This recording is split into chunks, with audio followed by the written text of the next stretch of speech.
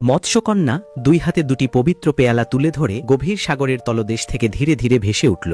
এর একটিতে ছিল অমরত্বের জল, যে এটি পান করবে সে চিরজীবন লাভ করবে, আর অন্যটিতে ছিল অভিশাপ, এক ফোঁটা খেলেই জীবন মুহূর্তে নিঃশেষ হবে। ক্যাপ্টেন ঘুরে দাঁড়ালেন, বড় দাড়িয়ালা মহিলার সামনে গিয়ে দাঁড়ালেন এবং এই দুয়ে জীবন মৃত্যুর পেয়ালা তাদের নিজের হাতে দিলেন। মেয়েটি দৃঢ় দৃষ্টিতে পিতার দিকে তাকিয়েছিল, চেয়েছিল পিতা অমরত্বের জল পান করুন, কিন্তু ক্যাপ্টেন বারবার বোঝাচ্ছিলেন সেই বড় দাড়িয়ালাকে, তোমার মেয়ে মৃত্যুর দ্বার প্রান্তে, সে এখনো এত তরুণ, আগে তাকে বাঁচাও। তবে ভাগ্য নির্ধারক সেই দুই পেয়ালার মুখোমুখি দাঁড়িয়ে বড় দাড়িয়ালা শেষ পর্যন্ত অমরত্বের লোভ সামলাতে পারল না। সে এক ঝটকায় সেই অমরত্বের জল ভর্তি পেয়ালাটি ছিনিয়ে নিল, আর কন্যা পিতার প্রতি ভালোবাসা থেকে কিছু না ভেবে সেই অভিশপ্ত জল পান করে ফেলল। ক্যাপ্টেন দৃশ্যটি দেখে চলে যাচ্ছিলেন, কিন্তু অর্ধেক পথ গিয়ে হঠাৎ থেমে গেলেন। তিনি ফিরে তাকিয়ে বললেন, আমার মনে হয় আমি পানিগুলো উল্টে ফেলেছিলাম। আসলে বড় দাড়িওয়ালা যেটা পান করেছিল সেটাই ছিল বিষের জল, আর মেয়েটিই পান করেছিল সত্যিকারের অমরত্বের জল। সত্য জানার পর বড় দাড়িওয়ালা আতঙ্কে চিৎকার করে উঠল, কিন্তু কবে যে এক রহস্যময় ঘূর্ণি তার পা জড়িয়ে ধরেছে কেউ বুঝতে পারেনি। অন্যদিকে মেয়েটির ক্ষতগুলো অলৌকিকভাবে সারতে শুরু করলো।